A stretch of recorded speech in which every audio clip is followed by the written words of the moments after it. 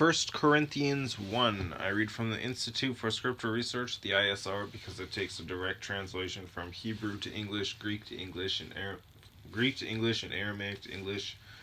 Yah is the Elohim of the heavens and the earth, the first and the last and the only, and he's an extremely jealous El. He's so jealous that he doesn't even want the names of idols or mighty ones to come to our lips. And Yah is short for YahWeh, YahWeh, Yod-He, Vav-He. It's like saying Dan, Daniel, Daniel with an E. What is the difference and does matters when people say that Phil, Bob, Sam, and Aaron are the same name when no, they're not, and no one in their right mind would ever believe that.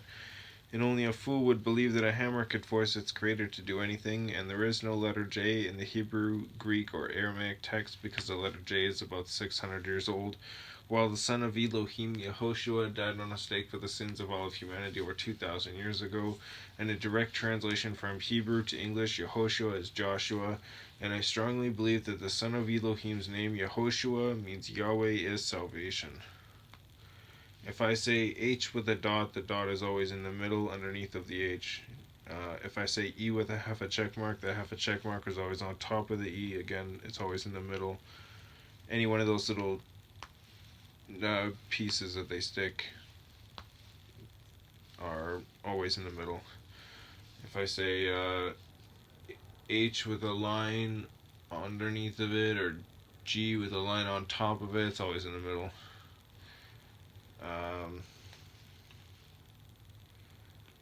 If I enunciate words more, it's because I'm referring to the set-apart spirit, YahWeh or Yehoshua, and I will try to spell everything out per book, per book, not per chapter, but per book. 1 Corinthians, or, well, we gotta spell it in English and spell it in Hebrew. So 1 Corinthians is Corinthians, Corinthians. And then in Hebrew, it would be like Corinthians 1, so Alpha is the first one, is 1, ALEPH. But that's at the end. Excuse me. Corinthiaum. Corinthiaum. QORINTIYIM.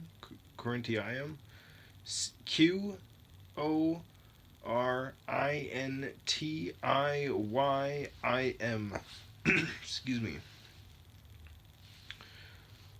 1 Corinthians 1.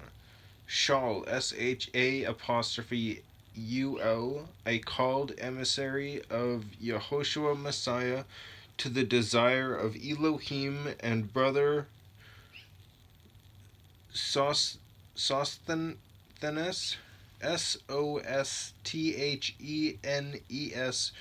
to the assembly of Elohim which is at Corinth, Corinth, to those who are set apart in Messiah Yehoshua, called set apart ones, with all those calling on the name of Yehoshua Messiah, our Master, in every place, theirs and ours, favor to you and peace from Elohim our Father and the Master Yehoshua Messiah. I thank my Elohim always concerning you for the favor of Elohim which was given to you by Messiah Yehoshua, that in him you were enriched in every word and all knowledge, as the witness of Messiah was confirmed in you, so that you are not lacking in any gift, eagerly waiting for the revelation of our Master Yehoshua Messiah, who shall also confirm you to the end, unreprovable in the day of our Master Yehoshua Messiah. Elohim is trustworthy,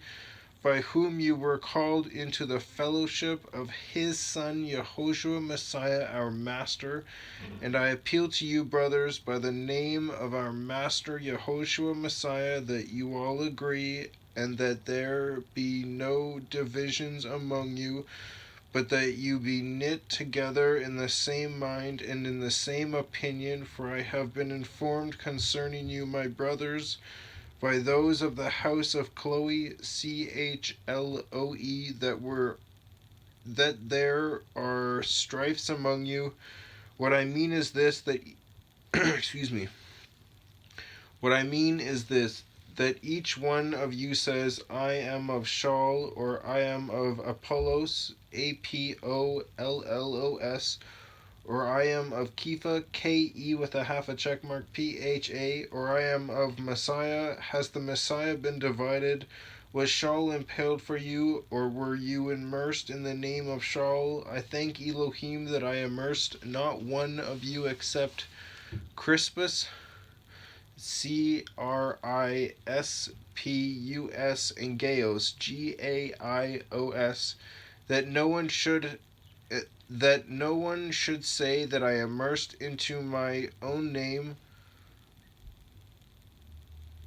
I don't think he understands how being immersed works. Just because a human immerses you doesn't mean that you're immersed in that person's name. Yohanan immersed in the name of YahWeh. Anyways. Now I did also immerse the household of Stephanas, Stephanas.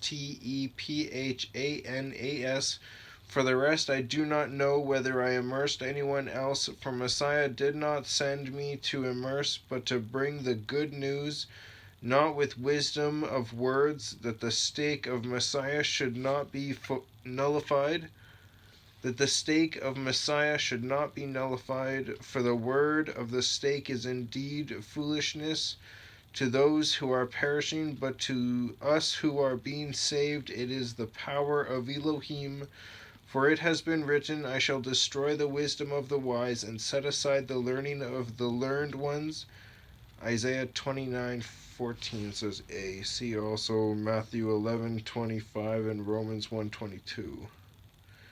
Where is the wise? Where is the scholar? Where is the debater of this age? Has not Elohim made foolish the wisdom of this world? For since in the wisdom of Elohim the world through wisdom did not know Elohim, it pleased Elohim through the foolishness of preaching to save those who believe. And since Yehudim, Yehud with a line underneath of it, I am ask a sign, and Greeks seek wisdom.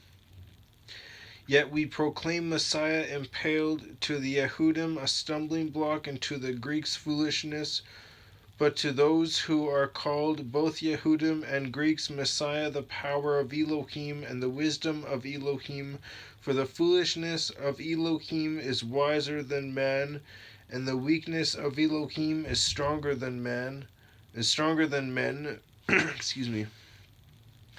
For look at your calling, brothers, that there were not many wise according to the flesh, not many mighty, not many noble, but Elohim has chosen the foolish matters of the world to put to shame the wise, and Elohim has chosen the weak of the world to put to shame the strong, and Elohim has chosen the lowborn of the world, and the despised, and the ones that are not, that he might bring to naught the ones that are, and bring to naught Naught the ones that are, so that no flesh shall boast in his presence. And of him you are in Messiah Yehoshua, who became for us wisdom from Elohim, righteousness also, and set apartness, and redemption, that as it has been written, he who boasts, let him boast in YahWeh. Jeremiah 9:23-24. Excuse me.